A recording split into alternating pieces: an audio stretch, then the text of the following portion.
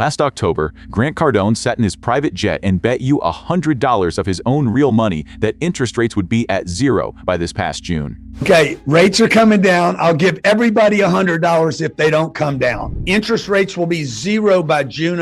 It's July. Let's see how that worked out, Grant. It's a bold strategy, Cotton. Let's see if it pays off for him.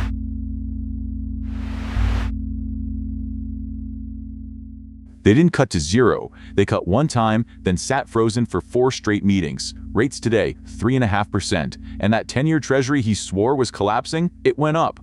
The new Fed chair is out there talking about raising them. That is not 0, Grant. That is the opposite of 0, backing away slowly. The account's with compounding interest and it's gone. So there goes the $100 and the whole prediction with it. Rents were his other big swing. He says they're going to double, explode, and that is a beautiful thing to believe if you happen to own a couple thousand apartment units, which, funny enough, he does. Sure. Mortgage rates will be somewhere under 3.5%. Rents are going to double in the next 15 years in America. They're going to go from $2,000. Meanwhile, out here in July, rents are down, about 1% lower than last year. Zillow has them up just over 1% for the year, so that's the explosion. Somebody let the air out.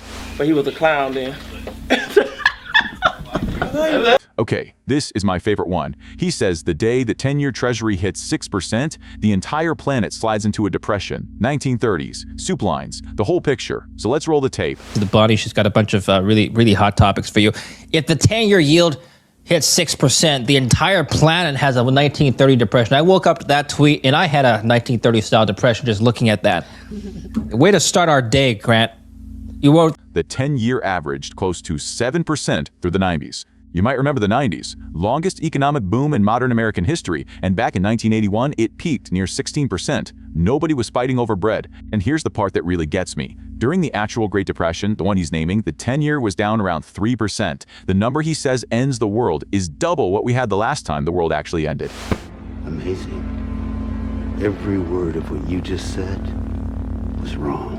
Now I'm going to be straight with you, because I'm not him. There's a real idea buried under the costume. Millions of people locked in mortgages at 3% back in 2021. If rates rip to 6, none of them ever sell, the housing market seizes solid, and anybody who borrowed to the eyeballs gets squeezed hard. That's a genuine problem. It's worth an actual conversation. It's also a rough couple of years for over-leveraged landlords, which is a long way from breadlines. He needs it to be breadlines. You don't buy a bunker for a rough couple of years.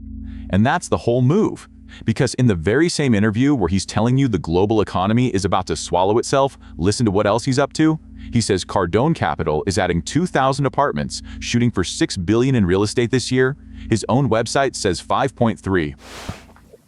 So no matter what I do, okay, we'll hit $6 billion of real estate this year. I've raised over $2 billion over. He says he's pulled $2 billion from regular people online. His own site says 1.9, so the sky is falling. And also, would you like to buy a piece of the sky? $5,000 gets you in. The panic and the sales pitch come out of the same mouth, about 30 seconds apart. And I say, there's always money in the bank. And if part of you is thinking, well, maybe the returns are worth it, about that, Cardone is being sued over the returns he splashed all over YouTube and Instagram, 15% a year. The SEC looked at that 15% and said there was no basis for it. Told him to take it out of his official paperwork. So he took it out of the paperwork and kept saying it on social media. A federal appeals court brought that class action back from the dead. I've made a huge mistake.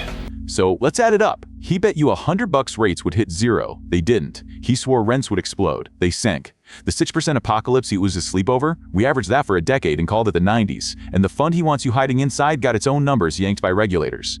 This is a guy who's been screaming biggest crash of my lifetime for years, on a loop, buying everything he can the entire time with money he raised off the fear. The crash is always 12 months out. The fund is always open right now. The doom was never the warning. It's just the commercial that plays before the thing he's actually selling. Anyway, check your Venmo. Grant owes you $100.